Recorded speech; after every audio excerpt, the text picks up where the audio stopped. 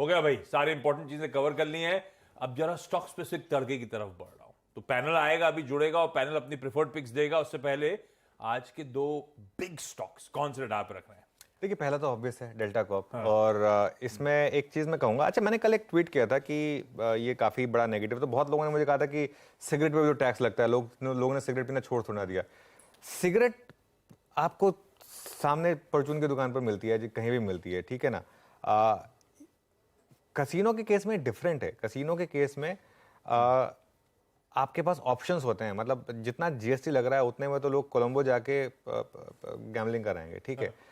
और skill based game, अच्छा issue क्या है कि एक स्किल बेस्ड गेम्स को लेकर एक ये था कि आप स्किल बेस्ड गेम्स को आप प्योर गैम्बलिंग नहीं मानेंगे, ठीक है। लेकिन जीएसटी लग रहा है 28%। अच्छा, जीएसटी 28% की प्रॉब्लम नहीं है। नहीं, मुझे तो पहले समझना भी है ये है क्या। मैंने 100 रुपए लेके अंदर गया, टोकन 100 रुपए के लेने हैं, तो 28% सीधे जीएसटी कट जाएगा, बस 72 का माल मिलेगा मुझे। एग्जैक्टली, प्रॉब्लम सारी यहां पर है। प्रॉब्लम यहां पर ये नहीं है कि जीएसटी लग रहा है, जीएसटी तो पहले भी लगता था, ठीक है, लगना भी चाहिए जीएसटी, कोई प्रॉब्लम नहीं है, मैं उसमें कह रहा हूं एंट्री फीस पे जीएसटी लगे समझ में आता है, ठीक है।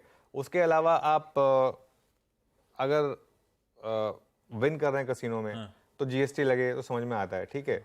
ये क्या है, ये आपने मान लो मैं पोकर खेलने बैठा या कुछ भी हुआ, 10,000 रुपए के मैंने चिप्स लिए, उस पर सीधा 28% जीएसटी लग गया, ठीक है ना। तो वो मामला जो है ना ऑलरेडी काफी महंगा होता है इन सब चीजों पे, मतलब जो रेक वगैरह होते हैं, जो कसिनो में जाते हो जानते हैं इन चीज को। तो इसके लिए यहां पर एक बेटर ऑप्शन आपके पास अब ये होगा। इससे एक और चीज होगी आशीष, अनफॉर्चुनेटली यहां पे हो क्या रहा है, बहुत से इलीगल कसिनोज प्रॉस्पर कर रहे हैं, काफी ऑफशोर कसिनोज प्रॉस्पर कर रहे हैं, जो क्या करते हैं, आपको मुंबई से आप सी में बैठेंगे, इंटरनेशनल वाटर में ले जाएंगे और वहां पर आप खेलिए, ठीक है।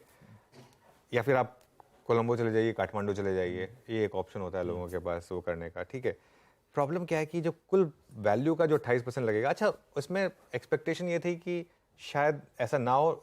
स्टॉक में एक्चुअली कुछ दिनों पहले लॉन्ग भी जुड़े थे, ये बैन में भी आ गया। मेरे ख्याल से 10% नीचे खुलेगा आज डेल्टा को सीधा, क्योंकि एफएनओ का स्टॉक है। अब क्योंकि बैन में है, जिन्होंने शॉर्ट किया होगा वो कवर करेंगे, लेकिन इंट्राडे में मुझे लग रहा है 20% तक की डाउनटेक पॉसिबल है। लेकिन इसमें ज़्यादा बड़ा इशू पता है क्या है, इसमें एक और चीज़ आ रही थी कि अड्डा 52 का आईपीओ उन्होंने प्लान किया हुआ था, मुझे लग रहा है वो ठंडे बस्ते में जाएगा, कोई नहीं डालेगा अड्डा 52 के आईपीओ में पैसा।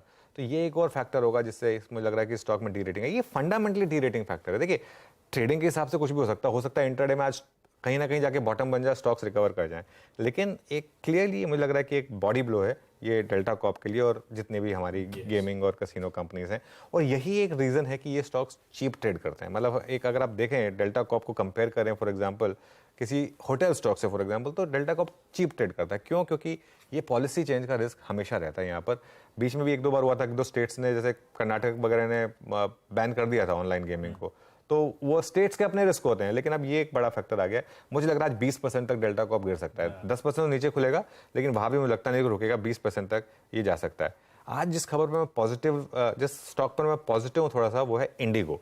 और अगेन सारी हेडलाइन स्पाइस जेट ग्रैब कर रहा है, लेकिन उसका फायदा किसको होगा? डीजीसीए ने इसको एनहांस सर्विलेंस में डाला है स्पाइस जेट को। स्पाइस जेट के साथ 2-3 इश्यूज हो चुके हैं। अब हम ये नहीं कह रहे हैं कि स्पाइस जेट गो एयर की तरफ जा रहा है, ये मैं बिल्कुल नहीं कह रहा हूं, लेकिन मार्केट अपने तरीके से चलता है। और गो एयर बंद होने के बाद आपको याद होगा इंडिगो में कितनी बड़ी रैली आई थी और लगातार ये स्टॉक ऑल टाइम हाई बना रहा है। बस आज ये क्या है, क्रूड भाग गया। अगर क्रूड नहीं भागा होता तो वन वे तेजी होती है, लेकिन क्रूड भाग गया है तो थोड़ा सा इंपैक्ट आएगा।